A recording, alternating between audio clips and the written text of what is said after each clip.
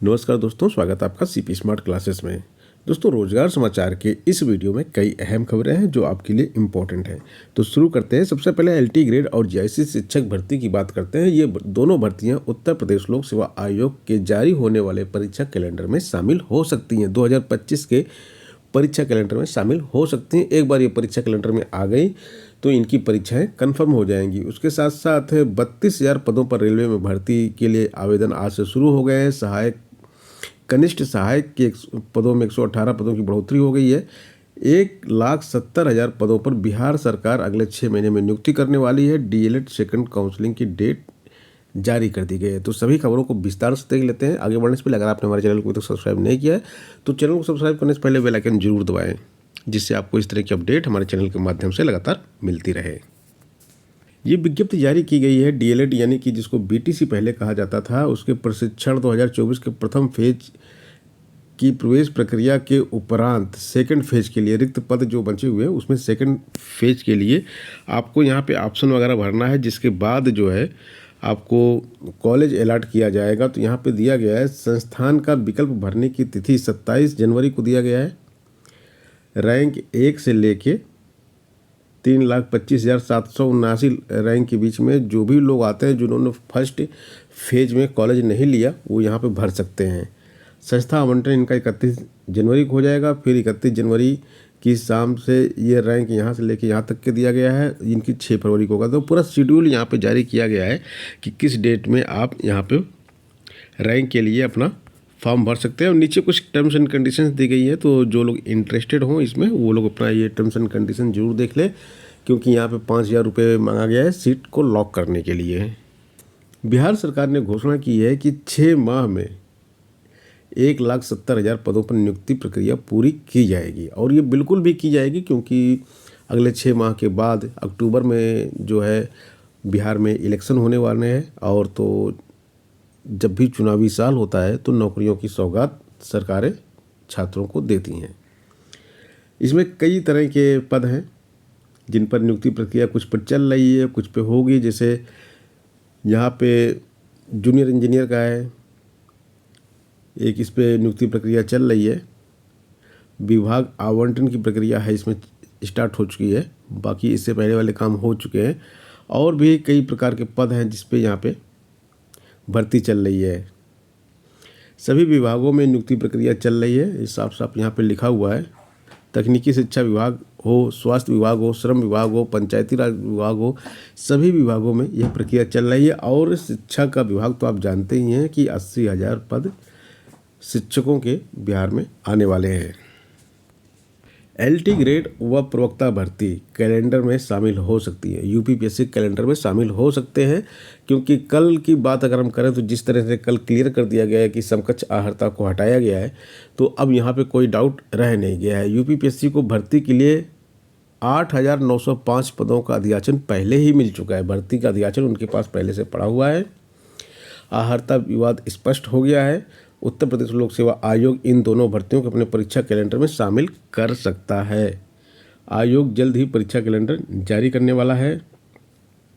2018 मार्च 2018 में LT grade शिक्षक के 10,768 पदों की भर्ती के लिए विज्ञापन जारी किया गया था। एलटी ग्रेड शिक्षक के लिए बीएड या समकक्ष आहर्ता निर्धारित होने के कारण बीएड और समकक्ष आहर्ता हिंदी, कला, संगीत व अंग्रेजी विषय के अभ्यर्थियों के चयन को लेकर विवाद हो गया तथा अभ्यर्थी न्यायालय चले गए थे।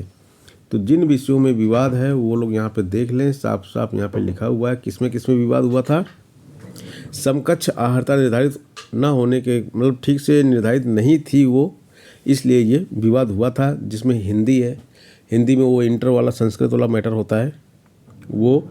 दूसरी आहर्ता थी कला, जिसमें बीएफए का मैटर था।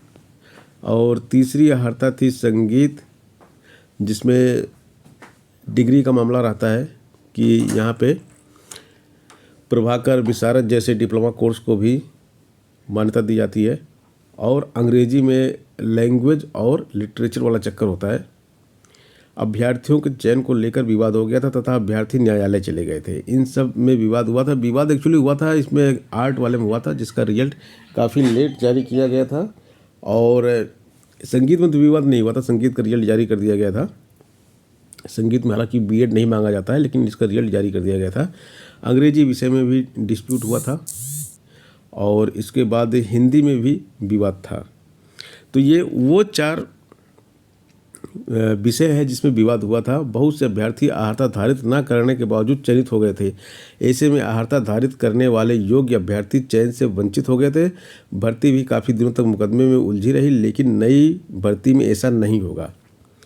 माध्यमिक शिक्षा विभाग की ओर से यूपीपीएससी को एलटी ग्रेड शिक्षक भर्ती और प्रवक्ता के 8,905 पदों का अधियाचन भेजा जा चुका है। एलटी ग्रेड के 7,258 पद हैं, प्रवक्ता के 1,647 पद हैं। एलटी ग्रेड शिक्षक के कुल पदों में 4,785 पद पुरुष के और 2,473 पद महिला के हैं। प्रवक्ता के कुल पदों में 817 पद पुरुष व 830 पद महिला के हैं। पिछली बार आयोग ने एलटी ग्रेड के लिए बीएड या समकक्ष अहर्ता मांगी थी। बीएड या समकक्ष अहर्ता यहाँ पे मांगी थी। नोट कीजिएगा, कई चीज़ें इसमें ध्यान देने वाली हैं। ऐसे में बहुत से अभ्यर्थियों ने बीएड के समकक्ष दूसरी डिग्री लगाकर परीक्षा दे दी और उनका चयन भी हो गया, लेकिन अभिलेख सत्यापन के दौरान चयन निरस्त कर दिया गया। ऐसे में अभ्यर्थी न्यायालय चले गए। एलटी ग्रेड की नई भर्ती की बीएड अहर्ता अनिवार्य होगी और इसके समकक्ष कोई अहर्ता नहीं मांगी जाएगी। ऐसे में समकक्ष अहर्ता का विवाद ही नहीं रहेगा। वहीं प्रवक्ता के लिए संबंधित विषय से प्रास्नातक पीजी की अहर्ता होगी। तो दोस्तों, ये यूपीपीएससी की जो भी यहाँ पे गाइडलाइंस आई हैं, इसके बारे में एक बहुत ही स्पष्ट शब्दों में अहर्ता विवाद जो है और जो अन्य विषयों का विवाद है उसको लेकर एक वीडियो अपलोड किया जाएगा। उसको आप शाम को देखिएगा, क्योंकि एलटी ग्रेड का जो अहर्ता विवाद है ये एक टेढ़ी खीर है जिसको समझना थोड़ा सा मुश्किल है और सभी लोगों को इसको ध्यान से समझना पड़ेगा। विज्ञापन आने वाला है और उसमें आप लोग अप्लाई करेंगे। 2018 का जो एलटी ग्रेड का परीक्षा हुआ था उसको बहुत करीब से मैंने देखा है।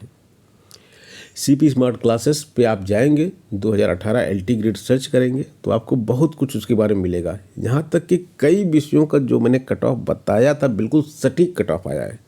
पूरी एनालिसिस की है इसकी।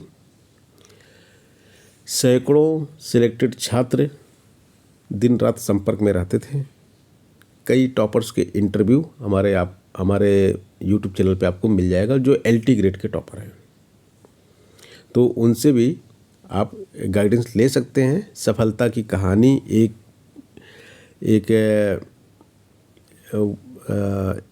सीरीज है। सफलता की कहानी प्लेलिस्ट है। एक सफलता की कहानी एक प्लेलिस्ट है जिसमें मैंने एलटी ग्रेड के कई विषयों के टॉपर्स के इंटरव्यू वहाँ पे आपको दिखाए हैं।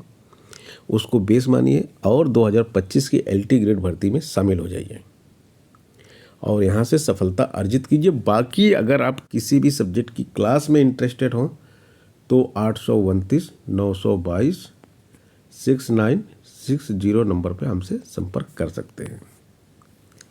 दोस्तों, मिलते हैं नेक्स्ट वीडियो में। धन्यवाद।